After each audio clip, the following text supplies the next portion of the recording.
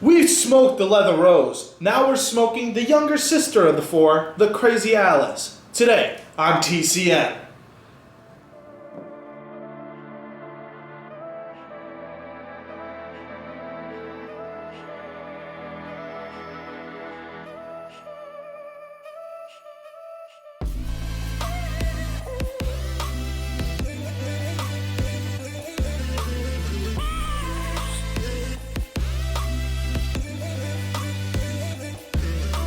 If you couldn't tell, I am a huge fan of the Deadwood tobacco series, and I love the four sisters that they've presented in the cigar line. And jumping into the tobacco itself, this is a Nicaraguan Puro, which means wrapper, binder, filler. It's all from Nicaragua. Unfortunately, this is a smaller cigar, which means that really we're going to be reviewing the dry puff and the general flavor profiles we get throughout it, and that is what the reviewer also talked about. In jumping into that review, the reviewer said that on the dry puff, he tasted chocolate and gingerbread. And general flavor profiles that the reviewer had got throughout the smoke was chocolate, holiday spice, and an escalating bitterness, where near the end of the cigar, it was predominant and he couldn't get anything else. The reviewer ended up giving this guy a 70 out of 100. Not the best, not the worst. But how about we jump to the dry puff and see what we think?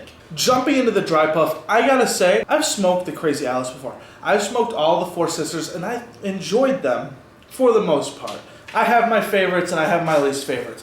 But I've never noticed gingerbread. But other than the gingerbread, you get a nice, very subtle chocolate flavor, I'm assuming from the sweetened tip. Jumping into the flavor profile, I gotta say, it's about a match for match comparison.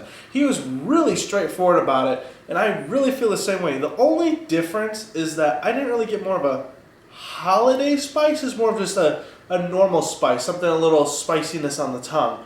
But I did get the nice chocolate, a little bit of spice, and then it got slowly more and more bitter throughout the smoke. At the end of the day, I'm going to give this guy a 79 out of 100. I think it's an alright stick, and it really makes me consider my Deadwood lineup and what's my favorite and what's my worst. But how about we jump into the notes and see what I think? Construction, burn, and draw, it's all good. There wasn't really anything great, there wasn't anything bad. It was just solid overall.